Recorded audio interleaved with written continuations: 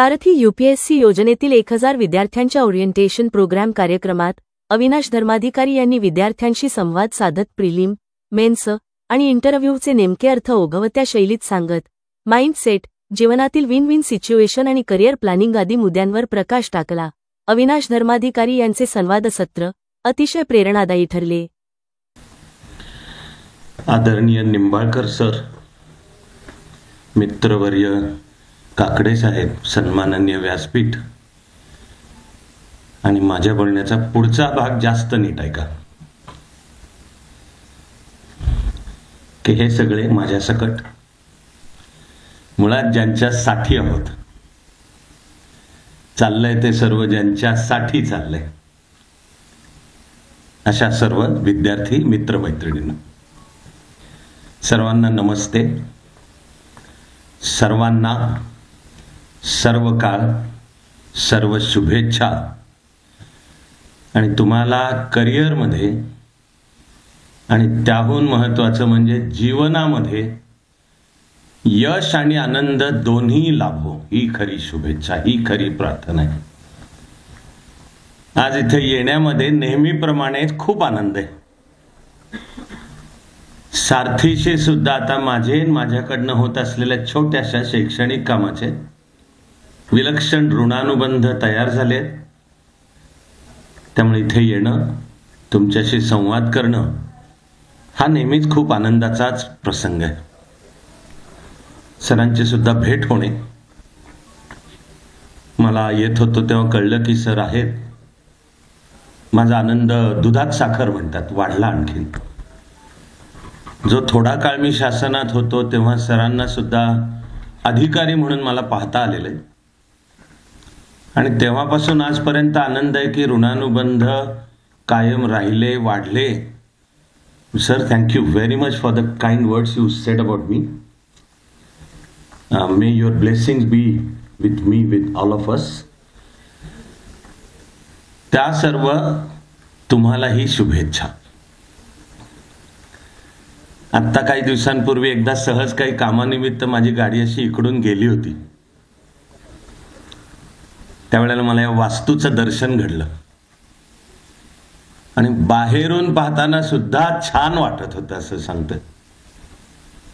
आता आज आत आलो तशी त्या दिवशी गाडी समोरनं जाताना जेवढं छान वाटत होतं त्या रेज टू एन काही जणांचं तरी गणित एवढं बरं असेल अशी मी आशा करतो. विशेषतः जे इंजिनिअरिंगला असतील ते सोडता बाकीचे. माझा आनंद ते रेज टू एन असा वाटला. विलक्षण अतिशय छान वास्तू.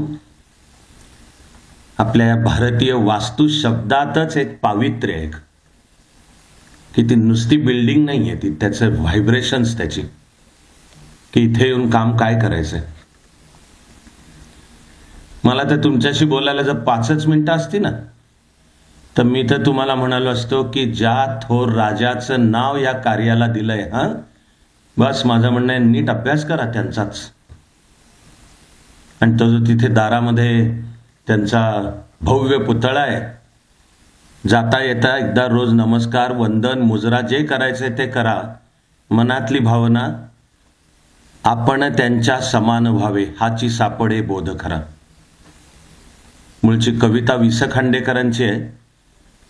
त्यातल्या कडव्यातली ओळ आहे, थोर महात्मे होऊन गेले चरित्र त्यांचे पहा जरा, आपण त्यांच्या समान व्हावे हाची सापडे बोध खरा. एक राजा की ज्यांनी आपली सत्ता लोकांच्या कल्याणासाठी वापरली आणि बोले तैसा चाले त्याची वंदावी पाऊले. म्हणजे नुसतं माझं छत्रपती असणं मी त्याकरता सांगतोय पर्यंत नाही, थेट गंगाराम कांबळेचं दुःख कळणे आणि त्याला मग राज्याच्या तिजोरीतून महाद्वार रस्त्याला व्यवस्था करून देणे की सन्मानाने तुला जगायला ही तुझी आत्ताचा शब्द चहाची टपरी. आणि ज्या काळामध्ये तुमच्या माझ्या दुर्दैवानी जाती व्यवस्था, त्यातल्या उच्च नीचतेच्या कल्पना आणि सगळे शाप म्हणजे अस्पृश्यता की त्या गंगाराम कांबळेला मारहाण करतायत तर शाहू महाराज थांबून गाडीतनं उतरून त्या गंगाराम कांबळेला पोटाशी धरतात, त्याची सगळी व्यवस्था करतात आणि ठरवून तालमीतनं जाताना त्याच्या हातचा चहा पितात. की समाजाला हा संदेश आहे. थोर महात्मे होऊन गेले. लाडका मुलगा गेला त्यांचा, दुःखाचा अंश जरी कळला तरी. मग आपल्याला काय दिसतं कसे वागले, तर त्या मुलाच्या पत्नीला आपल्या घरातली समजून प्रेमाने पोटाशी धरून जगवलं, वाढवलं. पांढऱ्या पायाची नाही म्हणले तिला, अवदसायच नाही म्हणले. तुझ्या बापाकडनं हुंडा किती आणतेस आणि नाहीतर तुला जाळून मारतो टाईपचे नाही बोलले नाही, म्हणले नाही. उलटे मुलामागे उलट तू पाहिजे सतीजा पण नाही म्हटले. स्त्रीचं समाजातलं स्थानही समान आहे हे जगण्या वागण्यात बोलण्यात न दाखवून देणारे. कधी जर आपण योजलं तर माझा शब्द आहे की एकदा 2 तास फक्त शाहू महाराज चरित्र विचार आणि आपण त्यातनं काय घेऊयात, असा सुद्धा ज्यांची ऐकायची इच्छा असेल त्यांच्याकरता मी येईन. माझी भावना आहे आज हे मिळूनच माझा दिवस धन्य झाला. आलो तेव्हा मी पाहिलं तिथे माझं पुस्तकांवर फार डोळा असतो माझा.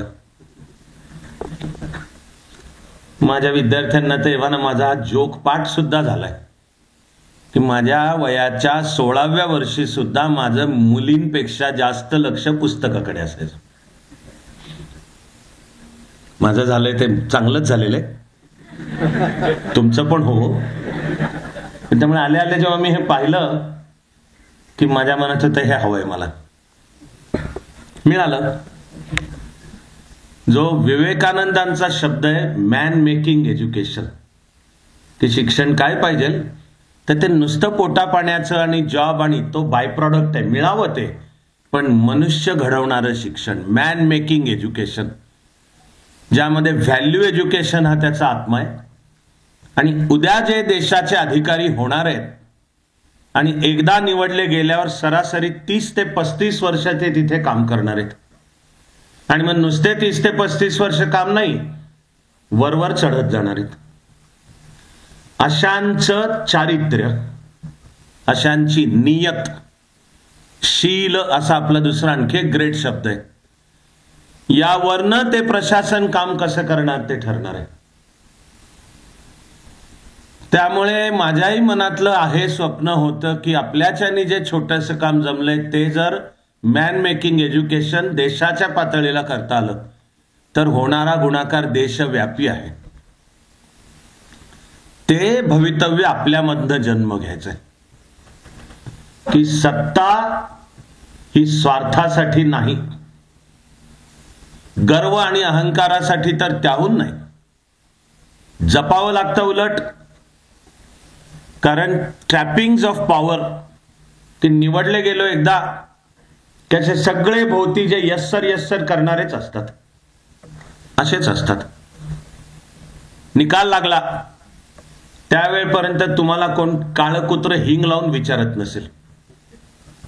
निकाल लागेपर्यंत रस्त्याने निघाला कोण वळून पण बघत नसेल, आणि बघितलंच तर येडं चाललंय असं बघत असतील. पण एकदम निकाल लागला 5 मिनिटात तुमचं आयुष्य बदलतं. अर्धा तास सुद्धा नाही, 1 रात्र सुद्धा नाही, 5 मिनिटं. असाल तिथून पत्रकार शोधून काढणार, तुमच्या समोर दांडू सरकवून हा कसं वाटलं, आपण पण म्हणायला मोकळा आम्ही खूप अभ्यास केला, तुम्ही सुद्धा करा, तुम्हाला पण यश मिळेल, असं बदलतं सटक्यात स्थान. कार्यक्रमांची निमंत्रण येणं चालू होतं, सत्कार होतात, अध्यक्ष उपाध्यक्ष असतात. निमंत्रण आली तर तुम्हाला आणायला गाडी पण पाठवली पण जाते, आणि पोचलात की गाडीचं दार उघडायला पण माणसं असतात, हातातली बॅग घ्यायला पण असतात. तुम्हाला कोणतं 120-32 जाफरानी पत्तीचं कत्री सुपारी घातलेलं पान लागतं ते पण देतात. काम आपलं पाय जमिनीवर पाहिजेत हे, आणि पाठीचा कणा सरळ पाहिजे. की ती सत्तेची ट्रॅपिंग्स ऑफ पॉवर डोक्यात जाता कामा नयेत. ही सत्ता माझ्यासाठी नाही, लोकांसाठी आहे. मला जर कोणी म्हणालं की शाहू महाराजांच्या जीवनाचा सुद्धा अर्ध्या ओळीचा काही सारांश सांगायचा असेल तर तो सारांश आहे की सत्ता लोकांच्या भल्यासाठी आहे, माझ्यासाठी नाही. मिळायचा तो प्रामाणिक पैसा, सुरक्षितता, स्टेटस आणि सत्ता मिळणारच आहे. त्यासाठी लसलस करायची गरज नाहीये, त्यासाठी ओरबाडायची गरज नाहीये, पाप करण्याची सुद्धा गरज नाहीये. ह्याची फाईल दाब, त्याची वर काढ. आणि तुमचं माझं दुर्दैव म्हणजे येणारे शब्द आहेत की किती गांधीजी ठेवले त्यावर. म्हणजे काय, 500 रुपयाच्या नोटेवर गांधीजी असतात. शाप आहे आपल्या देशाला हा. आणि यातलं काहीही करण्याची आवश्यकता नाहीये. आता 8व्या वेतन आयोगाचं सुद्धा चालू झालं. बातम्या सुद्धा येत आहेत की सरकारी कर्मचारी अधिकाऱ्यांचे पगार वाढणार आहेत, जास्ती होणार आहेत. माणसाला जर आतील लोभ असेल तर कशानेच समाधान होत नाही हो. मग आणखी हवं, आणखी हवं. असं भगवद्गीतेच्या 16व्या अध्यायात आसुरी म्हणजे राक्षसी संपत्तीचं वर्णन केलंय. त्यातला ओळ आहे, इदमद्य मया लब्धम इमं प्राप्स्ये मनोरथम इदमस्ति इदमपि मे भविष्यति पुनर्धनम. सोपा अर्थ आहे की आता मला हे मिळालं, आणखी हे पाहिजे. आज मला हे मिळालं, उद्या ते पाहिजे. आज मला हे धन मिळालं, उद्या ते. असं ओरबाडणं ज्याचं कधी संपत नाही, याला श्रीकृष्णाने आसुरी संपत्ती शब्द वापरलाय. पण जीवनाकडून आपल्या व्यावहारिक अपेक्षा जर असेल की मला सन्मानाने जगायचंय ना, माझ्या कष्टाच्या कमाईवर मला सन्मानाने जगायचंय, तर सरकारी यंत्रणा तुम्हाला तुमच्या कष्टाच्या प्रामाणिक, माझा तर त्याला शब्द आहे, पहाटेच्या पारिजातकाच्या सात्विक सुगंधासारखी संपत्ती ती देते संधी. लसलस नाही करावी लागत, ओरबाडावं नाही लागत, भ्रष्टाचार नाही करावं लागत, गोरगरिबांनाही नाही लुटावं लागत. आपलं काम नीट कर. शिवाय त्या पैशाबरोबर येते सुरक्षितता, की निवडले गेलात, उरलेलं अख्खं आयुष्य सुरक्षित. नुसतं तुमचं नाही, पती पत्नीचं, उद्या मुलाबाळांचं, त्यांच्या शाळा, शिक्षण, ration card, pan card, driving licence, income tax return भरायचे आहेत. सगळं निवांत बसल्या जागी होतं. अख्ख्या जगाच्या राज्यघटनांमध्ये फक्त आपली भारताची एक राज्यघटना आहे की जिच्यामध्ये नोकरशाही, ब्युरोक्रेसी, सिव्हिल सर्व्हिसेस बद्दल वेगळं आर्टिकल आहे. 311, 12, 13, 14. त्यातलं 14 आता रिपील झालंय, पण 311 की सरकारी यंत्रणेला कॉन्स्टिट्युशनल प्रोटेक्शन, घटनात्मक संरक्षण आहे. वैयक्तिक तर मला सेवेत काम करताना सुद्धा वाटत आले की ही सुरक्षितता अति आहे, पण ते माझ्या मताने ठरत नाही आहे. आणि एवढी का आहे या मागे सुद्धा लॉजिक आहे की तू तुझ्या आयुष्याची काळजी करू नको. तू माझ्या घराचंच काय होईल, माझ्या घरी आधीचा बर्शन गॅस सिलेंडर संपला तर पुढचा वेळेत येईल का, उद्या माझ्या मुलाबाळांच्या शिक्षणाचं तू काळजी नको करू, ते सगळं नीट होईल. तू आता लोकांची काळजी कर. यासाठी की पूर्ण फोकस तुझा, तू आता लोकांची काळजी कर. आणि केवढी आहे सुरक्षितता देशामध्ये, देशाबाहेर, जगामध्ये काहीही स्थिती असो, सरकारी कर्मचारी आणि अधिकाऱ्यांचे पगार महिन्याच्या 1 तारखेला होतात म्हणजे होतात. विसरू नकोय आपण की आजही अजून कोट्यवधी भारतीय टाचा घासत जगतायत. करायचंय ते काम त्यांच्याकरता करायचंय. आणि पाकिस्तान किंवा चीनचा भारतावर हल्ला झालेला असो, देशामध्ये नक्षलवाद किंवा इस्लामिक दहशतवाद थैमान घालत असो, कुठल्या एका भागामध्ये देशाच्या पूर आहे आणि दुसऱ्या भागामध्ये दुष्काळ आहे, तरी सरकारी कर्मचारी आणि अधिकाऱ्यांचे पगार महिन्याच्या 1 तारखेला, ते सुद्धा सगळ्या TADA, इन्क्रिमेंट्स वगैरे ऍडव्हान्सेस सगळ्या सकट होतात. केवढी सुरक्षितता आहे. तिसरा शब्द आहे स्टेटस. एक सामाजिक स्थान आहे, जे माझं बोलून झालं त्याचं खटकन रिझल्ट लागल्याच्या 5 मिनिटात तुमचं समाजातलं स्थानच बदलतं.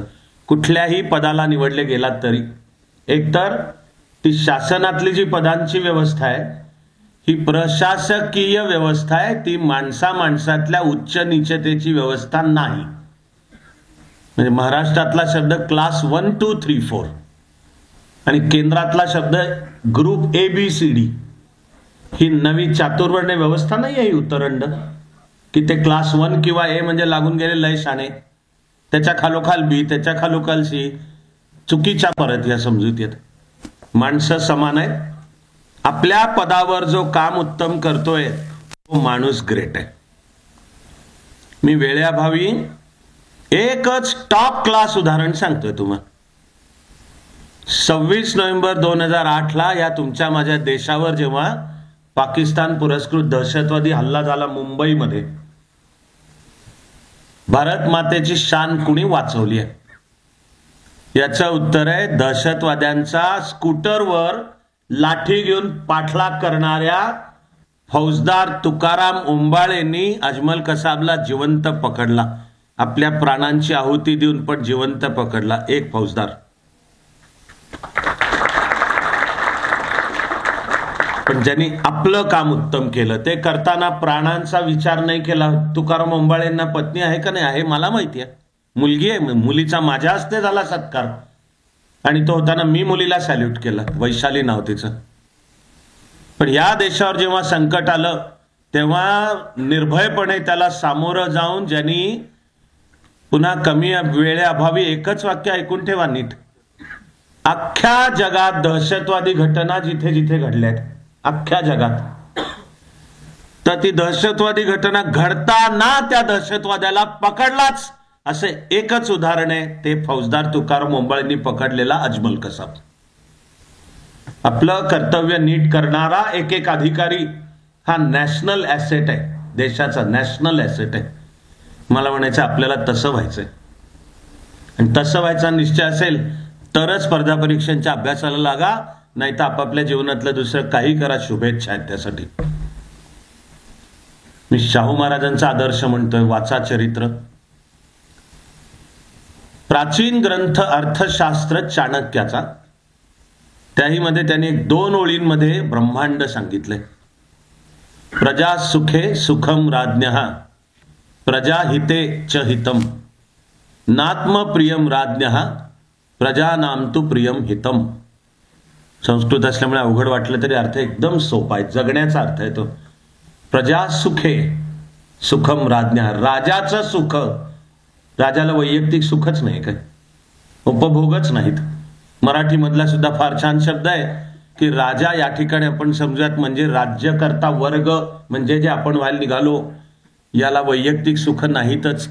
मराठीतला शब्द आहे उपभोग शून्य स्वामी. की राजा काय असतो?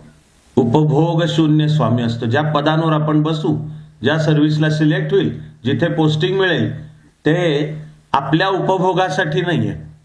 प्रजा सुखे, की लोकांचं सुख.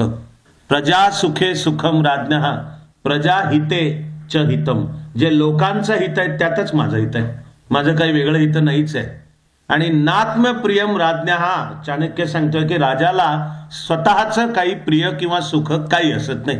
प्रजानाम तु प्रियम हितम, की जे प्रजेचं प्रिय, प्रजेचं हित, लोकांचं हित आहे ते त्याचं हित आहे. माझं तर म्हणणं आहे की जीवन, त्यातलं सिव्हिल सर्व्हिस मधलं करिअर, आणि फारच शॉर्ट सांगायचं असेल तर GS4चा मी सारांश बोललो तुमच्याशी. एथिक्स, इंटिग्रिटी, ऍप्टिट्यूड, सारांश बोललो. वि स खांडेकरांच्या कवितेतली ओळ, थोर महात्मे होऊन गेले चरित्र त्यांचे पहा जरा, आपण त्यांच्या समान व्हावे हाची सापडे बोध करा. एक कुसुमाग्रजांचा सुद्धा आहे, त्याचं नाव आहे स्वातंत्र्य देवतेची विनवणी. मी तर म्हणेन जमलं तर पाठच करून ठेवा. तो मराठीतला फटका नावाचा, हाही फटकाच आहे, मी जो आत्ता सांगितला त्यालाही फटकाच म्हणतात. हा देशाच्या स्वातंत्र्याला 50 वर्ष होताना कुसुमाग्रजांनी हे लिहिलं. कविता आहे ती. माझ्या सुद्धा मी अजून शासनात होतो, पद माझं मुख्यमंत्र्यांकडे होतं आणि कुसुमाग्रजांशी माझे ऋणानुबंध होते.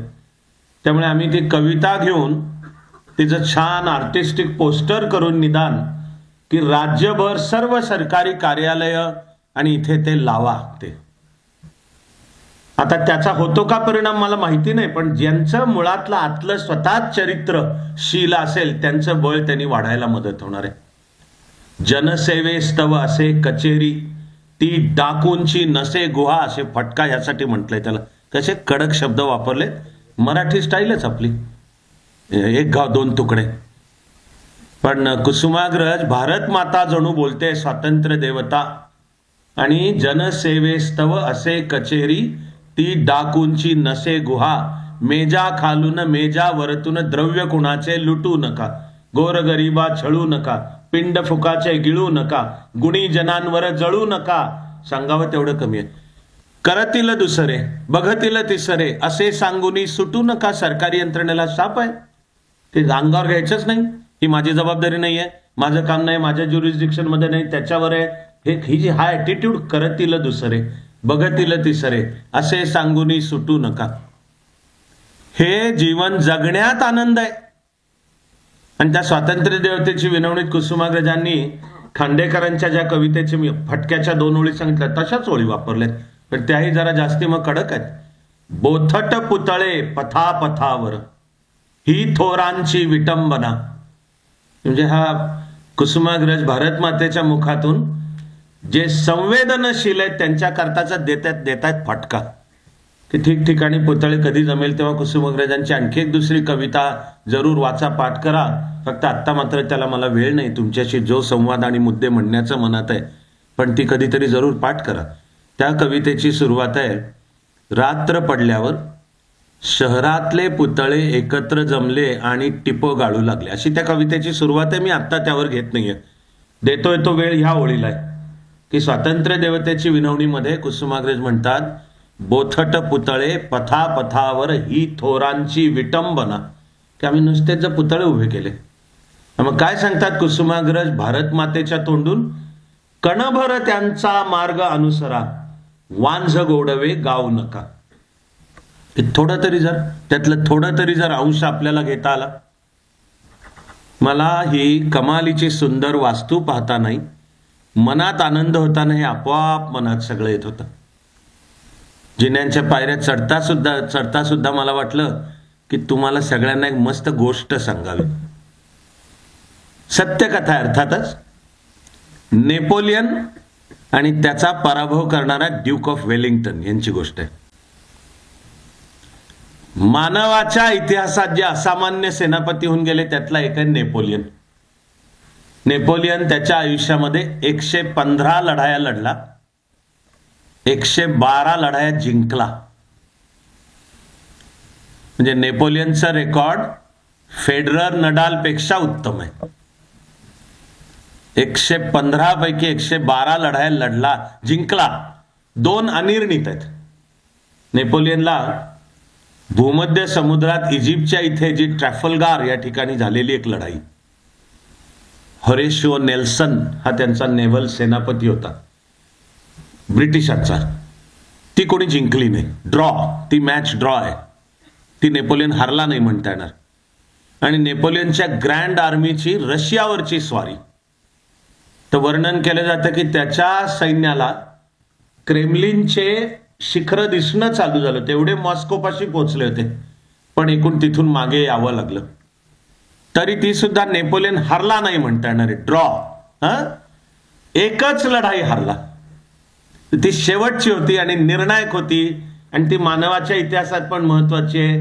ती वॉटरलूची लढाई, सुप्रसिद्ध वॉटरलू, हे ब्रुसेल्सच्या जवळ 20 किलोमीटरवर आहे. वॉटरलूची लढाई, ती ज्या ब्रिटिश सेनापतीने हरवलं नेपोलियनला, त्याचं नाव आहे ड्यूक ऑफ वेलिंग्टन. त्याचा तुमच्या माझ्या इतिहासाशी पण संबंध आहे, कारण या ड्यूक ऑफ वेलिंग्टनचं मूळचं नाव आहे आर्थर वेलस्ली.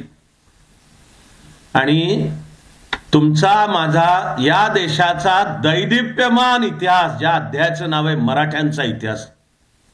मी नेहमीची व्याख्या सांगतो काय, संत आणि शिवाजी महाराजांपासून प्रेरणा घेऊन आपण भारतासाठी लढलो त्याला म्हणायचं मराठ्यांचा इतिहास. आणि आजही आपला वारसा तोच आहे की भारतासाठी लढायचंय. त्यावेळी तलवारीनी लढायचं होतं, आता लेखणीनी पण लढायचंय, बुद्धीनी पण लढायचंय, जिभेनी पण लढायचंय, प्रतिभेच्या जीवनाच्या सर्व क्षेत्रात लढायचंय.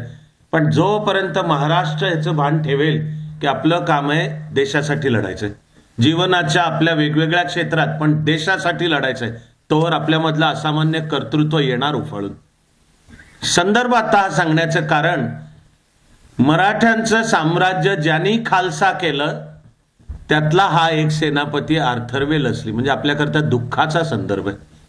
आर्थर वेलस्ली आणि ज्या लढाईचं युद्धाचं नाव आहे दुसरं इंग्रज मराठा युद्ध, हे 1802-3. आपलं परत सगळं दुर्दैवच की त्याही वेळी शिंदे वेगळे लढले, होळकर वेगळे लढले, गायकवाड आधीच शरण गेले होते, पुण्यातला पेशवा मजा बघत बसला होता, तोही शरण गेला होता, आणि नागपूरकर भोसले पण बाजूला. आपल्याला काय, यांचं काहीतरी चाललंय आपल्यातल्याच फाटाफुटीचा फायदा घेऊन. तरी मी हे का सांगतोय, ड्यूक ऑफ वेलिंग्टनचं नाव आहे आर्थर वेलस्ली. त्यांनी शिंद्यांच्या फौजांचा पराभव 2 लढायात केला. ही लासवारी आणि नगरची लढाई. नगर आता अहिल्यानगर आणि लासवारी जळगाव जिल्ह्यात येतात.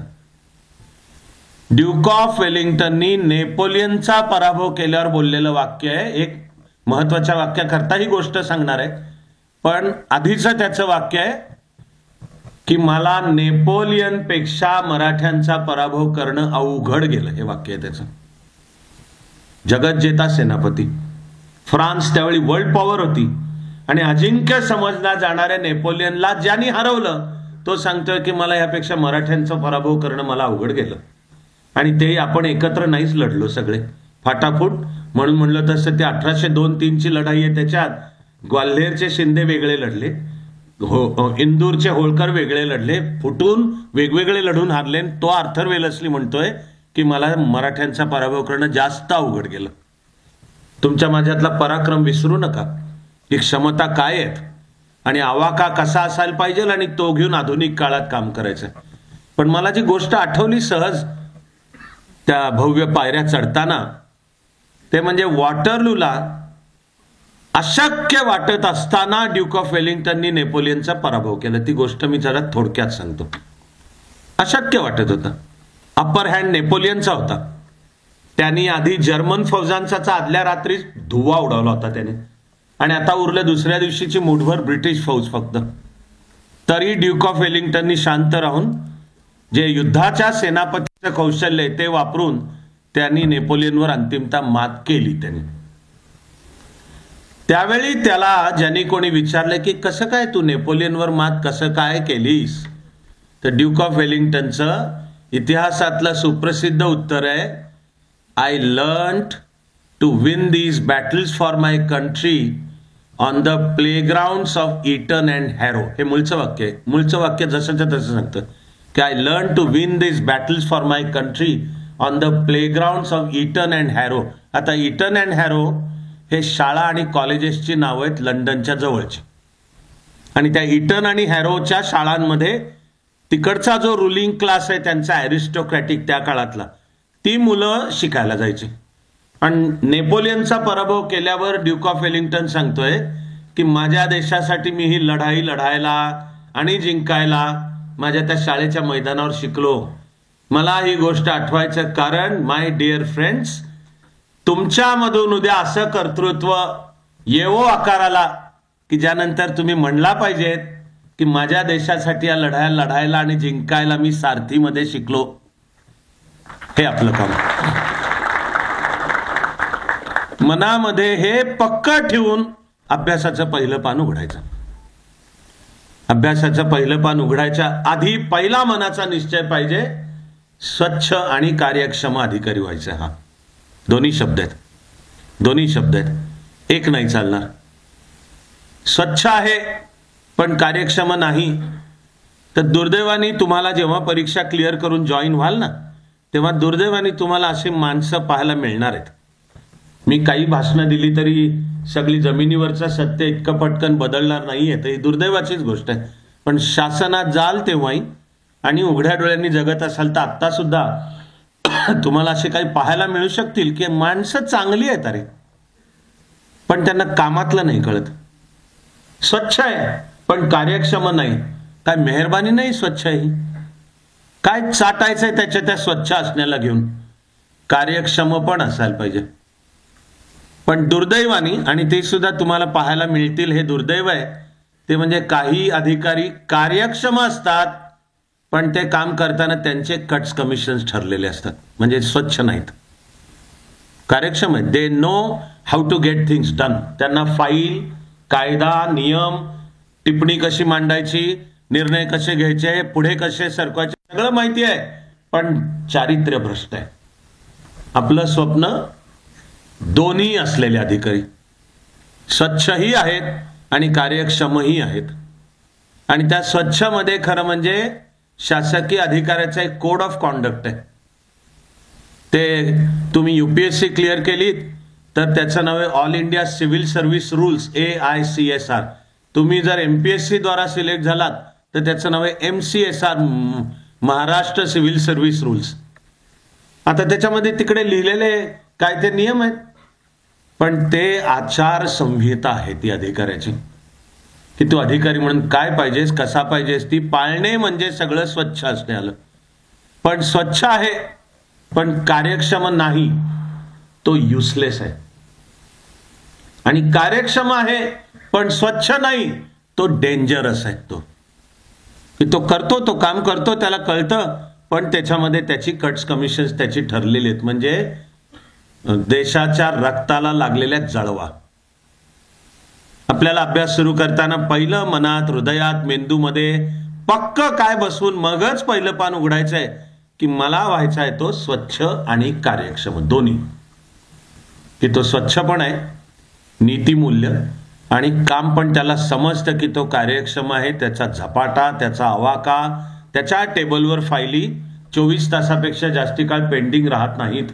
आणि या अधिकाऱ्यांनी एकदा विचार करून फाईलवर निर्णय दिला की तुमच्या त्या कॉम्पिटन्सचा धाक पाहिजे. तो कॉम्पिटन्सचा धाक आहे की हा जे लिहितो, वाचतो, बोलतो ते अभ्यास करून असतं, बेटा बचके रहना, की ह्याच्याशी पंगा घेऊ पण नका. हा निर्णय जर या अधिकाऱ्यांनी दिलेला असेल तर त्याचा अर्थ आहे साधक बाधक नीट विचार करून त्यांनी त्यामध्ये मांडलेला आहे असा अधिकारी होणे, स्वच्छ आणि कार्यक्षम. त्याला मला कळलेला एक शब्द, मी शासनात जाताना आधी स्वतःच्या मनाशी तो ठरवला, नम्रपणेच म्हणेन की फॉर्मली सिस्टीम मध्ये होतो तेव्हा तसाच जगलो. आणि आता अशी मनुष्य शक्ती प्रशासनासहित भारतीय आणि महाराष्ट्राच्या जीवनाच्या सर्व क्षेत्रांमध्ये जावी यासाठी जमणारं थोडं काम करतोय.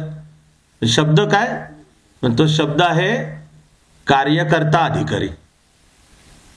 की आपल्याला अभ्यास उत्तम करायचा, प्री मेन्स इंटरव्ह्यू क्लिअर अर्थातच करायची.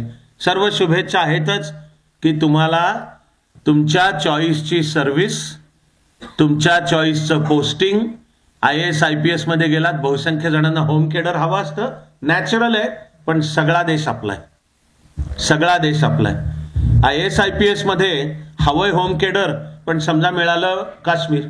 आज आहे आनंदाची गोष्ट आहे की मराठी अधिकारी काश्मीरमध्ये पण आहेत, कन्याकुमारीला पण आहेत, गुजरात कच्छला पण आहेत, कोहिमाला पण आहेत, इंडियन फॉरेन सर्व्हिसमध्ये जगभर पण आहेत, आणि देशाचं नाव रोशन करणारच काम करतायत.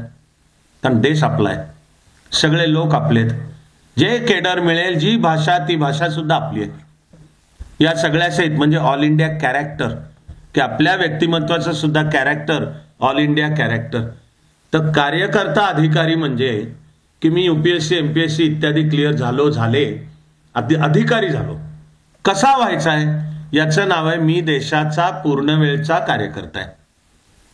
एखादा पूर्णवेळचा कार्यकर्ता ज्या निस्वार्थ भावनेने, निस्पृह भावनेने, निरपेक्ष भावनेने काम करतो, त्याला मिळायचं ते, त्याचं जीवन होणार आहे चांगलं, वैयक्तिक सुद्धा, पैसा, सुरक्षितता, स्टेटस आणि सत्ता. ओके, इतकंच काय, खरं म्हणजे आपोआप नाव पण होणार आहे, पद पण मिळणार आहेत, कीर्ती पण मिळणार आहे. उलटे काम जेवढं चांगलं कराल तेवढं तुमचं पण नाव रोशन होत जाणार आहे. पण स्वप्न पडायला पाहिजे काम उत्तम करण्याचं. त्याला मला कळलेला शब्द आहे कार्यकर्ता अधिकारी. की सिस्टीम मधला प्रत्येक अधिकारी या देशाचा कार्यकर्ता आहे मी असा जगला वागला बोलला पाहिजे, तसा कौशल्य त्याच्यामध्ये असायला पाहिजे, हे ते कार्यकर्ता अधिकारी.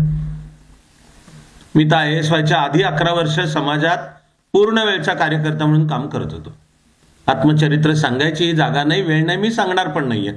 वाक्य एवढ्यासाठी सांगतोय की त्या 11 वर्षांमध्ये जो देश पाहिला, प्रवास केले, आंदोलनं केली, तुरुंगात सुद्धा गेलो शेतकऱ्याचे प्रश्न घेऊन, पण त्या सर्वांनी दृष्टी दिली की आपल्या हृदयातली आग भारत देशाचा कार्यकर्ता, पण हातातले अधिकार जर IAS चे असले तर काम जास्ती करते. लोकसेवा हाही शब्द विवेकानंदांचाच आहे आणि तो युनियन पब्लिक सर्व्हिस कमिशन किंवा महाराष्ट्र पब्लिक सर्व्हिस कमिशन ही नुसती नोकरी नाहीये, ही लोकसेवा आहे. त्याच्या हातात अधिकार आले तर लोकसेवा जास्ती चांगली करता येईल. यातून मी परीक्षा दिली, झालो, केलं काम. पण रिझल्ट ज्या दिवशी आले, इथे झाला फार प्रेमाने उल्लेख की महाराष्ट्रातून IAS झालेला एकटाच मराठी होतो मी. माझ्या मनात उलट दुःख होतं त्याचं पण होतं. खरं म्हणजे मनात एक उलट ताण होता दिवसभर. रिझल्ट लागल्याच्या दिवशी कौतुक होत होतं, माझ्या मनात ताण होता की आपण तर ठरवलं आयुष्य कार्यकर्ता म्हणून जगायचं आणि झालो की IAS. अर्थ कळत होता मला त्याचा की IAS होणे काय चीज आहे आणि आता जीवन कुठे जाणार, आणि असं लख्ख डोळ्यासमोर दिसत होतं. म्हणून दिवसभर एकीकडे जे काही कौतुक असेल ते सोसताना सुद्धा मनात चिंतन चालू होतं आपल्याला कसा व्हायचा अधिकारी. आणि मग दिवस संपवून घरी पोचलो, रात्र पसरली, शांतता उतरली आणि बसलो होतो माझा मी अस्वस्थ अंतःकरणापाशी घेऊन. त्यावेळेला अशा आतून आपोआप शब्द आले, ती कविता आहे. आपोआप शब्द आले, पण त्यातले तूर्त वेळेअभावी सांगण्याच्या 2च ओळी आहेत. जरी एक अश्रू पुसायास आला, तरी जन्म काहीच कामास आला. झालो, लय शाणा लागून गेलो, IAS झालो, आता लाल दिव्याच्या गाड्या मिळणार आहेत. बाय द वे ते आमच्या पिढीला मिळाले, तुम्हाला मिळणार नाहीत हा, ठेंगा. त्या गेल्या अनेकांच्या लाल दिव्याच्या गाड्या, आम्हाला मिळाल्या. पण फार मी पद मिळालं, कीर्ती मिळाली, सत्ता मिळाली, काय करायचं. तू ज्या पदावर आहेस तिथून दुःखितांचा एक तरी अश्रू पुसलास का? शोषितांचं शोषण दूर केलंस का? लोकांना न्याय दिलास का? ते जर दिलास तर खरं जीवन चांगलं जगलास. की धन्य जीवन कशाला म्हणायचं? जरी एक अश्रू पुसायास आला, तरी जन्म काहीच कामास आला. तर मी तुमच्याशी सहज मनातल्या गप्पा मारताना माझी सुद्धा प्रार्थना राहील की हे असा कार्यकर्ता अधिकारी होण्याचं तुम्हाला स्वप्न पडो, ते तुम्हाला तुमचं स्वप्न वाटो. आणि मी एवढं सांगतो की ते ज्यांना स्वप्न पडेल त्यांचं आयुष्य धन्य होणार आहे, हे निश्चित आहे, आनंदी होणार आहे. विचार करा माय डिअर फ्रेंड्स, आपापल्या बसल्या जागी सुद्धा आपल्या जीवनाचा विचार करा.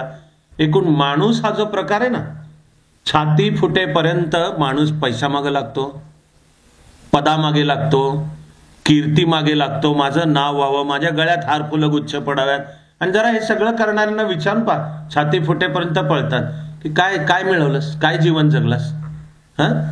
तर निकष आहे आनंद, की जीवन जगण्यातला आनंद, ही जी जीवन नावाचीच प्रोसेस आहे त्याचा आनंद.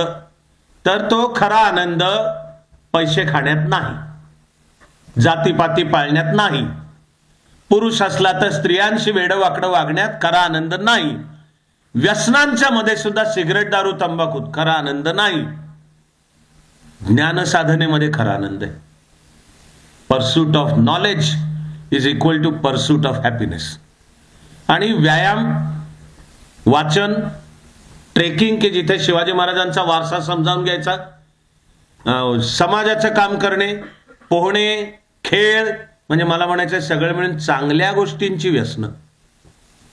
जीवनातला खरा आनंद त्यात आहे. आणि असा अधिकारी होताना सुद्धा पदावर वेडावाकडाच वागतोय, साध्या साध्या गोष्टीत वेळ पाळत नाही.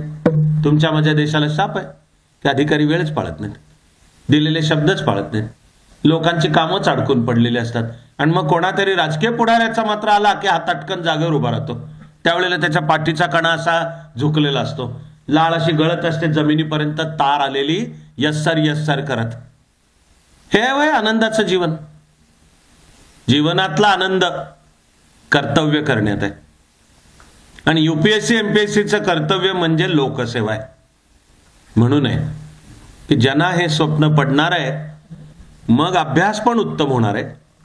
अर्थातच प्री मेन्स क्लिअर व्हा, या शुभेच्छा आहेतच, पण त्यांचं पण जीवन आनंदी होणार आहे. आणि असे अधिकारी जे काम करतील त्यातून लोकांचं जीवन पण आनंदी व्हायला खारीपासून सिंहापर्यंतचा वाटा होणार आहे. एक एक आपलं काम नीट करणारा अधिकारी ही देशाची संपत्ती आहे, नॅशनल ॲसेट. आणि असे नॅशनल ॲसेट आपल्याला व्हायला आता अभ्यास पण करायचा, व्यायाम पण करायचा, नियमित योग पण करायचा, दिवसाचे सरासरी 30 मिनिटं, आणि अभ्यासाच्या भाषेत लागेल 8 ते 10 तास. मी इथे समोर असे काही आता प्रॅक्टिकल मुद्दे समोर ठेवून समारोपाकडे जातोय, माझ्या बोलण्याच्या समारोपाकडे जातोय, की सहज आता तुम्हाला काही मी प्रॅक्टिकल टिप्स म्हणतो मी त्याला. तर पहिली गोष्ट, उत्तम अभ्यास करण्याची कौशल्य येतं, स्टडी स्किल्स असा त्याला शब्द आहे, की अभ्यासच उत्तम कसा करायचा. ठीक आहे, UPSC MPSCच्या अभ्यासासाठी प्रत्येक सब कॉम्पोनंटनुसार त्याला हे पुस्तक, हा लेखक, अगदी सगळ्यात आदर्श सुप्रसिद्ध म्हणजे कॉन्स्टिट्यूशन म्हणले की लक्ष्मीकांत, अशी जी विविध येतील करायचीच आहेत, वाचन अभ्यास. पण मग अभ्यासाची काही कौशल्य आहेत, त्याला आपला शब्द आहे स्वाध्याय कौशल्य, की समोर येणाऱ्या कोणत्याही विषयाचा अभ्यास मी स्वतः कसा करायचा, तो विषय समजावून कसा घ्यायचा. त्यामध्ये वाचन कौशल्य आहे, त्यामध्ये अंडरलाइनिंग किंवा नोट्स तयार करता येणे, आणि जे म्हणायचे ते आपल्या शब्दात आपल्याला म्हणता येणे, हे पुढे मेन्सला कामी येणार. पण अभ्यास जेव्हा करतो तेव्हा मी काय अभ्यास केला हे जर मला सांगता येत असेल, ते जर नीट सांगता आलं तर त्याचा अर्थ हा मुद्दा तुला कळला. समजा फिजिक्स मधली प्लँक्स कॉन्स्टंट नावाची एक कॉन्सेप्ट आहे, की ज्याच्याशी मला झगडावं लागले खूप समजून घ्यायला, की काय प्लँक्स कॉन्स्टंट म्हणजे काय. पण ओके, अभ्यास करताना जो असा एक लख समोर उघडणारा क्षण आहे की कळलं त्यावेळेला प्लँक्स कॉन्स्टंट, तर मग सांगता आलं पाहिजे. तेव्हा अभ्यासाची ही सगळी खूप तऱ्हांची कौशल्य आहेत. तुम्हाला मी एवढं निश्चित सांगतो की पुन्हा तुमच्याशी बोलायला जर 3च मिनिटं असतील, 3च धरा, तर त्याचा अर्थ आहे की बा जे ऐकू इच्छित आहेत त्यांना आपण काहीतरी एकच मुद्दा सांगूयात. तर माय डिअर फ्रेंड्स, मी तुम्हाला सांगितला असता एकच मुद्दा, तो म्हणजे दिवसाचे किमान 30 मिनिटं नियमित योग करा, आणि बघा तुमचं जीवन उजळत जातं का नाही ते. सूर्यनमस्कार, आसनं, प्राणायामाचे पहिले 3 प्रकारे सर्वांनी केलेले चालतात असे, आणि त्याच्या प्रोसेसचा शेवट पाहिजे मेडिटेशन, ध्यान, आणि हे 25 ते 30 मिनिटं. बघा तुम्हाला आतून तुमची शक्ती कळेल, तुम्हाला जीवनातल्या पडणाऱ्या प्रश्नांची उत्तरं तुमच्यातच आहेत आणि ती तुमच्यातून उगवताना दिसतील. तुम्हाला लख प्रकाश दिसणं चालू होईल. पण आपल्या जीवनामध्ये ज्यांनी त्यांनी स्वतःचा तो करावा लागतो. त्यामुळे स्वाध्याय कौशल्य. त्यानंतर अर्थातच प्रिलिम आहे ऑब्जेक्टिव्ह मल्टिपल चॉईस टाईप. मग हे एक वेगळं स्किल आहे की अभ्यासाचा बेस पण पक्का पाहिजे, पण तो नुसता नाही पुरणार आहे. तो वर वाक्य, खाली 4 दिलेली उत्तर आहेत, त्यातलं एक किंवा काही कॉम्बिनेशन असं उत्तर आहे. This itself is a skill, a different one. मला बॅटिंग येते एवढं पुरणार नाहीये. बॅटिंग कोणत्या पिचवर करायचे, मॅचची स्थिती काय आहे, बॉलर कोण आहे, फिल्डिंग कसं लावलंय, अंपायर कोण आहे, हवा काय, वरनं मला ठरवावं लागतं बॅटिंग माझी. तर MCQ ही अशी अभ्यासातली एक वेगळी बॅटिंग आहे. आणि वस्तुनिष्ठ बहुपर्यायी प्रश्न सोडवण्याचं कौशल्य तेही अर्थात शिकता येतं. आणि अंगी बाणवलं तर तुम्हाला दिसेल की 2 अशा व्यक्ती की अभ्यास त्यांचा एकच आहे, पण त्यातल्या एकाला मार्क जास्त मिळतात आणि दुसऱ्याचा उलट प्रसंगी अभ्यास उलट जास्ती असतो पण त्याला मार्क कदाचित कमी मिळतात. का होत असेल तर याचं मग एक उत्तर येतं की एक्झाम टेक्निकवर पकड पाहिजे. हे MCQ. मग सेम आहे मेन्स, पुढचा पाऊल की आता मेन्स म्हणजे काय, तर प्रिलिम आहे testing your command over information. परीक्षा पद्धतीतल्या प्रिलिमचं काम आहे की उद्या ज्याला अधिकारी व्हायचंय त्याला प्रशासन चालवताना पहिली पकड त्याची समोर येणारा डेटा, वस्तुनिष्ठ माहिती, कायदे, कलम यावर पकड पाहिजे. मग मेळ घालून त्याचा अर्थ लावायचा. म्हणून भारत किंवा महाराष्ट्राच्या अधिकाऱ्यांची जिथे निवड होणार तिथला पहिला टप्पा ऑब्जेक्टिव्ह मल्टिपल चॉईस टाईप, की आम्हाला पहिल्यांदा पाहू दे तुझी कमांड ओव्हर इन्फॉर्मेशन. ती जे चांगली दाखवून देतील अशा निवडकांना निमंत्रण येणार की ओके आता तुझी मेन्स.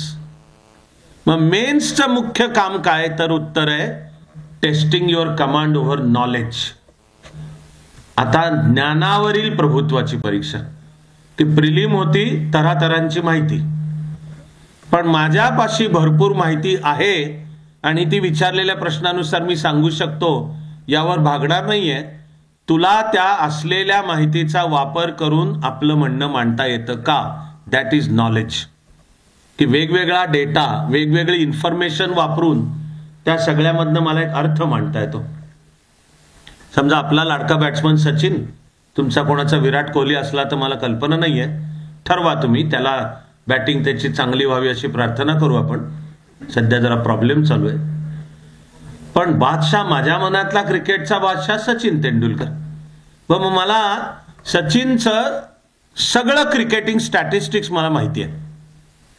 इंटरनॅशनल क्रिकेटमध्ये 27,000 पेक्षा जास्ती रन, 101 सेंचुरीज, त्यातल्या इतक्या वन डे मध्ये, इतक्या टेस्टमध्ये वगैरे वगैरे. ठीक आहे, पण जर मेन्समध्ये प्रश्न आला की तुमच्या मते क्रिकेटचा सर्वात उत्तम बॅट्समन कोण, तर नुसतं सचिनचं स्टॅटिस्टिक्स माहिती असून उत्तर देता येणार नाही.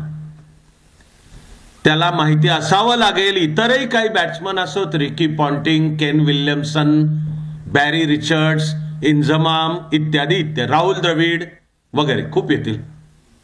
आणि मग सांगता येणं आवश्यक आहे की मी का म्हणतोय की सचिन क्रिकेटचा बॅटिंगचा बादशाह आहे. म्हणजे इन्फॉर्मेशन वापरून आपलं म्हणणं मांडता येणे म्हणजे नॉलेज. आणि ते सुद्धा UPSC MPSC दोन्हीमध्ये शब्द पण सांगितलेले असणार आहेत आणि कोरी जागा पण दिलेली असणार आहे की करायचं आहे जे काय ते हे एवढ्या जागेत सांगितलेल्या. तुझं अक्षर लहान आहे का मोठं आहे, हे सगळे जे आपण प्रकार युनिव्हर्सिटीच्या परीक्षेला करतो ना, की मोठं अक्षर काढायचं, 2 ओळींच्या मध्ये अंतर सोडायचं, आधीच्या पानावर प्रश्न संपत असला तरी काहीतरी करून 2 ओळी वाढवायच्या आणि पुढच्या पानावर 1 ओळ लिहायची, मग ते पान कोरं सोडायचं. का? आपली समजूत असते की युनिव्हर्सिटीमध्ये मार्क पेपरच्या वजनानुसार मिळतात, त्यामुळे सप्लिमेंट जेवढ्या जास्ती लावल्या असतील तेवढं बरं. UPSC MPSC ला नाही चालणार, उलट आहे बरोबर. की प्रश्न कितीही गुंतागुंतीचा असला तरी तुला सांगितलं की याचं उत्तर 150 शब्दात द्यायचं आणि याचं 200 आणि याचं 250, जमलं पाहिजे ते. याचा अर्थ आहे की लेखी आपलं म्हणणं नेमकं कसं मांडायचं ही मेन्स आहे. शिवाय एखाद्या प्रश्नाकडे बघण्याचे अनेक दृष्टिकोन असतात. प्रिलिमला फार तर वस्तुनिष्ठ येणार, ओके, कुंभ म्हणजे काय, महाकुंभ म्हणजे काय, ओके, पुढील कोणत्या 4 ठिकाणी कुंभ होतो, नावं दिलेली असतील. पुढील कोणत्या ठिकाणी कुंभ होत नाही आणि 4 नावं दिलेली असतील आणि ABC, BCD, ACA काहीतरी कॉम्बिनेशन, हे सगळं आलं मग प्रिलिमचं आहे. पण कुंभचं भारतीय संस्कृतीतलं स्थान, महत्व, कोट्यवधी लोक जमतात. काल दुःखद आणि दुर्दैवी घटना घडली, पण आतापर्यंत 15 कोटी जण स्नान करून गेलेत. तुमच्या माझ्या ज्या भारताला, विशेषतः जगातल्या काही शक्ती हा बेशिस्त देश आहे, अस्वच्छ देश आहे वगैरे वगैरे दाखवण्यात त्यांना फार वाटतं पटाईत. अचानक कुंभ सारखा मानवाच्या इतिहासातला एकमेवाद्वितीय अशक्य सगळा महोत्सव घडलं, ते दुःखदच आहे. पण अचानक दिसतं की देश किती शिस्तीने काम करू शकतो हे कळणे आणि हे सांगितलेल्या योग्य शब्दात मांडता येणे आणि असलेले अनेक दृष्टिकोन त्याचे, ते म्हणजे मेन्स आहे. Testing your command over knowledge. आणि ते सुद्धा आपल्याला, मी गणित काढलंय की मेन्समध्ये आपल्याला प्रत्येक पेपरला साधारणपणाने 3500 ते 3750 इफेक्टिव्ह अर्थपूर्ण शब्द लिहिता आले पाहिजेत. त्यानंतर काही निवडकांना येणार इंटरव्ह्यूचा कॉल, ज्याचं अधिकृत नाव आहे पर्सनॅलिटी टेस्ट. की आता this is the test of neither your command over information nor your command over knowledge, this is the test of your self. की आता पॅनेल, आता तुम्हाला आयोग म्हणणार आहे की चांगला, आम्हाला आनंद आहे तुझे प्री मेन्सला तुझं दिसून आलं, आता सांगितलेल्या तारखेला समोर ये. असे आम्ही 5 जण सेमी सर्क्युलर बसलेलो असू, ये समोर, आणि ॲव्हरेज 25 ते 35 मिनिटं इंटरव्ह्यूचा सिलेबस असतो, एनिथिंग अंडर द सन असं ऍक्च्युअली म्हटलेलं आहे. आयोगांच्या नोटिफिकेशन मध्ये ऍक्च्युली हे शब्द असतात, एनिथिंग अंडर. त्यामुळे ते काय विचारतील ना काही गणतीच नाही. त्यांना पाहायचंय कसे वागता, कसे बोलता. एखाद्या प्रश्नाचं उत्तर आलं नाही तर कसं गडबडता का, घाम फुटतो का, ओठावरनं जीभ फिरवणं चालू करता का, ततपप करता का, पाणी मागता का शांतपणे चेहऱ्यावर स्मितहास्य ठेवून I am sorry sir I don't know, or I am sorry madam I don't know. काही त्याने आकाश कोसळत नाही, कारण ही पर्सनॅलिटी टेस्ट आहे. तिथे त्यांना पाहायचंय trainable officer of the future, की ह्याला जर निवडला तर पुढची 30-35 वर्ष तो काम करणार आहे. तर 2 वर्षाचं मिळेल ट्रेनिंग, पण स्टफ आपल्यात असावं लागतं ना, की ह्याच्यात ते त्या पर्सनॅलिटी टेस्टमध्ये पाहायचंय त्यांना. आत्तापासून या सर्वाच्या तयारीला लागायचं आहे. तर त्याचा अर्थ आहे की आपल्याला आपलं व्यक्तिमत्व घडवणे, ते चतुरस्त्र बनवणे. आणि युपीएससी एमपीएससीच्या अभ्यासात सुद्धा दुनियेतला एकही विषय नाही की जो त्याच्यात येत नाही. दुनियेतला नाही एकही विषय. काही दिवसांपूर्वी आता तो कार्यक्रम लंडनला होतो, त्याचं नाव आहे गोल्डन ग्लोब अवॉर्ड्स. हे त्या वर्षीचे चित्रपट. आणि आता मार्चमध्ये ऑस्कर अवॉर्ड्स होतील. आणि समजा द पेरेनियालिस्ट नावाच्या चित्रपटाला गोल्डन ग्लोबमध्ये सगळ्या जगातला या वर्षीचा सगळ्या त्यांनी दिलेला, पण दिलं. इथपासून ते दुनियेतल्या सगळ्या गोष्टी. आपलं काल 100वे यशस्वी उड्डाण झालं इस्रोचं. इस्रोच्या स्थापनेपासून आपल्या बलबुतेपे आपले शास्त्रज्ञ, आपली टेक्नॉलॉजी, आपली बुद्धी, केवढं मोठं यश आहे. काल झालं 100वे उड्डाण. आणि तरी दुर्दैवाने त्याच काल महाकुंभमध्ये तुमचे माझे सगळे सोयरे तिकडं 30 जण दुःखदरित्या ते मृत्यू पावले. युपीएससी एमपीएससीच्या अभ्यासात बसत नाही असं दुनियेतलं काहीही नाही. पण मग तो अभ्यास करताना आपण समृद्ध होतो. मनापासून तो जर अभ्यास केला तर आपण समृद्ध होतो. मीच तुम्हाला गॅरंटी हा शब्द वापरून सांगतोय की तो अभ्यास मनापासून केला तर यशस्वी जीवनाचा पक्का पाया भरला जातो. एक वस्तुस्थिती आहे की ही स्पर्धा परीक्षा आहे. तेव्हा वस्तुस्थिती ही आहे की लाखो जण तयाऱ्या करणार आहेत आणि बसणार आहेत. तेव्हा 1000 किंवा 500 जणांची निवड होणार आहे. आणि आपल्याला त्या निवडीत व्हायचंय. युपीएससीचं नोटिफिकेशन 2025 करताच आता 3-4 दिवसांपूर्वी आलं. 979 सीट आहेत. मला युपीएससीचं माहिती आहे की 2024च्या अटेम्प्टला 15,50,000 जणांनी फॉर्म भरले होते. आणि जे दिल्लीमध्ये आता इंटरव्ह्यू चालू आहेत तर यावर्षीची निवड 1015 जणांची आहे आता जी होईल. आणि तुम्ही जर फॉर्म भरणार असाल 2026च्या परीक्षेला, 25ची ही येणारी 25 मेला आहे, तर 979 सीटांसाठी आहे. वस्तुस्थिती आहे. यशस्वी व्हा, शुभेच्छा अर्थातच आहेत, पण एक मानवी जीवनाची वस्तुस्थिती आहे की मी अभ्यासही उत्तम केला, स्वतःला उत्तम घडवलं. तुम्ही म्हणलात तसं 30 मिनिटं योग केला, वाचन भरपूर केलं, कॅरेक्टर पण घडवलं की मला देशाचा कार्यकर्ता अधिकारीच व्हायचंय. पण हे परीक्षेच्या टप्प्यांमध्ये कुठेतरी काहीतरी नाही झालं. काही आकाश कोसळत नाही. या प्रोसेसमध्येच तुमच्या जीवनाचा पाया पक्का तयार होणार आहे. तो घेऊन तुम्ही जीवनात जिकडे जाल तिथे तुम्ही यशस्वी आनंदी व्हाल. त्या दृष्टीनेच्या आता एक 2-3 टिप्स मी बोलून तुमचा निरोप घेतो. पुढे आता संयोजकांनी ठरवावे वेळ काय कसा आहे त्यानुसार. प्रश्न काही आहेत का? नसला तर अर्थात सर्व शुभेच्छा मुळात सर्व काळ आहेतच. ज्याला जिथे जे ज्या प्रकारचं मदत मार्गदर्शन हवं आहे त्याला अर्थातच सारथी पण आहे. आणि माणूस म्हणून मी आणि मला जमणारं छोटंसं शैक्षणिक काम म्हणून सुद्धा आहोतच. आता मी ज्या 2-3 टिप्स बोलतोय ते का बोलतोय? माझं पहिलं आहे take the first available attempt. हे सूत्र सांगतोय मी. Take the first available attempt म्हणजे एलिजिबिलिटीचे जे नियम आहेत. समजा युपीएससीला प्रिलिम देण्याच्या वर्षीच्या 1 ऑगस्टला वय वर्ष 21 पूर्ण पाहिजे आणि UGCची एक मान्यता प्राप्त पदवी पाहिजे. तर हे होण्याक्षणी अटेम्प्ट द्यायचा आहे तो घ्या. तुम्ही वयाच्या 21 किंवा 22 ला दिलेल्या अटेम्प्टला जर क्लिअर झालात तर ज्या सर्व्हिसला सिलेक्ट होणार आहात तिच्या तुम्ही टॉपमोस्ट पदावर जाणारच आहात, हे आजच ठरलेलं आहे. In this case converse is not true, की काही कारणामुळे समजा पहिल्या 2 अटेम्प्टला मी क्लिअर नाही झालो पण चिकाटीने चालू ठेवलं आणि अटेम्प्ट 3ऱ्या 4थ्याला झालो तर काय आता टॉपला जाणार नाही असं आहे का? तर असं अजिबात नाही. Converse is not true. फक्त 21-22ला झालात तर जाणार हे गॅरंटीड आहे. समजा अटेम्प्टला वेळ लागला तर तुमचा सर्व्हिस मधल्या परफॉर्मन्सवर ठरतं प्रमोशन्स. पण माझा एक टिप असते माझी, take the first available attempt. त्याला जोडलेलं सूत्र आहे प्ले टू विन, असं मी त्याला दिलेलं नाव आहे. प्ले टू विन म्हणजे करायचा तो अभ्यास, खेळायचा तो खेळ, जिंकण्यासाठीच खेळायचा, ही वृत्ती. की करून पाहतो अभ्यास, बघू कसं जमतंय, 24 मेला ठरवू परीक्षेला जायचं का नाही. याला आपलं मराठीतलं नाव आहे गाजराची पुंगी अप्रोच. वाजली तर वाजली, नाही तर मोडून खाल्ली. गाजराची पुंगी अप्रोचनी मिळत नाही यश जीवनातलं.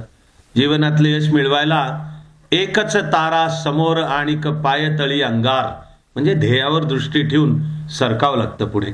त्यामुळे this is about attitude, play to win, असं मी सहज दुसरं सूत्र सांगतोय. तिसरं सूत्र, पहिले 1 किंवा 2 अटेम्प्ट फुल टाइम. आणि मी सध्या माझ्या जीवनात काय करतोय तर नाही UPSC किंवा MPSC करतोय, हे ॲट द मोस्ट पहिला 1 किंवा 2 अटेम्प्ट. माझं तर म्हणणं त्याही काळात आपोआप मी पुढची टीप बोलतोय मग दोन्ही जोडतोय. पुढची टीप मी आपोआप बोलतोय ती म्हणजे नुसत्या एका डिग्रीवर थांबू नका. तुम्हाला आवडणाऱ्या विषयात PG पोस्ट ग्रॅज्युएशन इतकंच काय, तुम्हाला आवडणाऱ्या विषयामध्ये PhD म्हणजे हे फॉर्मल शिक्षणाची सर्वोच्च पदवी आहे. मला माहिती आहे की सारथी सुद्धा PhD साठी पण शिष्यवृत्ती देते. तर मी करिअर प्लॅनिंगला युवकांना कायमच हे सांगतो की तिकडे चालू दे स्पर्धा परीक्षांचा, त्यातल्या यश अपयशाच्या निरपेक्ष तुमच्या आवडणाऱ्या विषयात पोस्ट ग्रॅज्युएशन पासून PhD करा. आणि त्यावेळी PhD ला संशोधनासाठी असा काहीतरी विषय निवडा की ज्याचा या देशाच्या प्रश्नांशी संबंध आहे. तर मग तुमचं त्या क्षेत्रातला तज्ज्ञ म्हणून नाव होतं.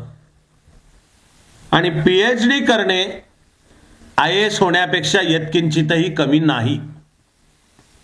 त्यामुळे मी स्पर्धा परीक्षा देते आहे. पहिले 2 अटेम्प्ट मी पूर्ण टॉप गिअर फुल फोकसनी केलं आणि तेवढंच काय ते केलं. आणि तरी जर करिअर प्लॅनला जुळत असेल तर PG त्याच काळात केलं. पण मग काय करतोय तर वर्षानुवर्ष अटेम्प्ट मागून अटेम्प्टच देत बसलोय. तर हे जीवन घडवण्याचं नाही हे सूत्र. जास्तीत जास्त 2 अटेम्प्ट फुल, पुढे चालू जरूर ठेवावेत. पण मग ते करताना मी माझ्याही जीवनात काहीतरी कौशल्य मिळवतोय, नवी क्वालिफिकेशन्स मिळवतोय, जीवनात पुढे सरकतोय. तो मी रामबाण उपाय सांगतोय की मनामध्ये आत्ता सुद्धा पक्क ठरवा की मला आवडणाऱ्या विषयात मी PG आणि PhD करणार आहे. मला तुम्हाला सांगायला आनंद आहे की चाणक्य मंडलची 28 वर्षे, हे 29वे संपतंय. हजारोंच्या भाषेत आहेत मुलं मुली असे की ज्यांनी स्पर्धा परीक्षा नाही क्लिअर केली पण जीवनाच्या ज्या क्षेत्रात आहे तिथे पण काम उत्तम करतायत. आणि त्यातल्या अनेकांनी पार PhD पर्यंत करून आता सार्वजनिक जीवनात त्यांचं नाव आहे की हे ह्या क्षेत्रातले तज्ज्ञ आहेत. तसे आपल्यातलाही प्रत्येक जण होऊ शकतो. त्यामुळे स्पर्धा परीक्षांची तयारी करतानाच पॅरलल पोस्ट ग्रॅज्युएशन, पुढे रिसर्च, पुढे PhD. आणि त्या PhD ला असा काही विषय की ज्याचा कुठेतरी महाराष्ट्र भारताच्या प्रश्नांशी संबंध आहे आणि तुमचा थिसिस पुस्तक म्हणूनही पब्लिश झाला पाहिजे.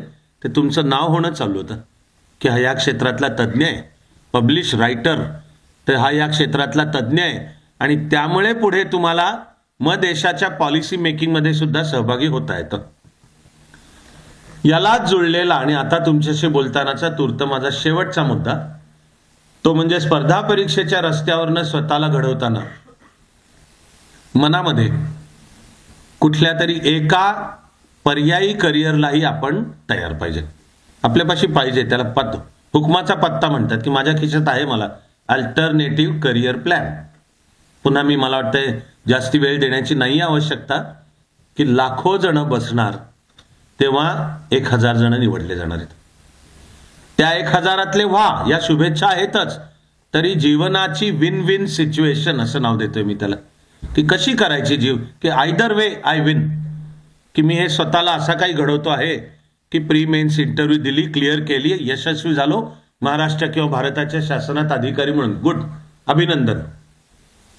पण in spite of having done our best, दुर्दैवाने काही कारणाने झालं नाही. अशी सुद्धा मला अनेक मुलं मुली माहिती आहेत की अरे तो मुलगा मुलगी तो हिरा आहे, तो खरंच त्यांनी स्वतःला उत्तम घडवलंय. मला अशी मुलं मुली माहिती आहेत की UPSCच्या इंटरव्ह्यूला 4दा पोचले, 4 वेळा इंटरव्ह्यू पर्यंत पोचला, पण सिलेक्ट एकदाही नाही झालं. थिंक अबाउट इट, की केवढं दुःख आहे. 4 वेळा लाखोंच्या मधनं आधी 12,000 म्हणजे मेन्स, 12,000 आधी शेवटच्या 2,500 म्हणजे इंटरव्ह्यू, असं 4 वेळा, पण सिलेक्ट नाही. पण हा जो मुलगा आहे हा आता आंतरराष्ट्रीय क्षेत्रातला पर्यावरण एन्व्हायरमेंटल इंजिनिअरिंग या विषयातला तज्ज्ञ, आणि त्याची पुस्तकं अमेरिकेच्या विद्यापीठात टेक्स्टबुक्स म्हणून आहेत.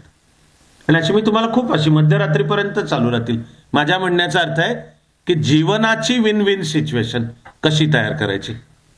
तर मी ही आधी योगपासून, स्वाध्यायापासून ते ह्या ज्या प्रॅक्टिकल टिप्स बोललो, मी अशा आशा करतो की तुम्हा सर्वाला त्याचा अर्थातच उपयोग व्हावा. पुन्हा एकदा आणि कायमसाठी मनापासून सारथीच्या प्रती पण आदर आणि आभार प्रकट करतो. तुम्हा सर्वांच्या करता ज्या शाश्वत शुभेच्छा आहेत की स्वच्छ आणि कार्यकर्ता अधिकारी, स्वच्छ आणि कार्यक्षम असा कार्यकर्ता अधिकारी होण्यासाठी सर्वांना सर्व काळ सर्व शुभेच्छा व्यक्त करतो आणि थांबतो.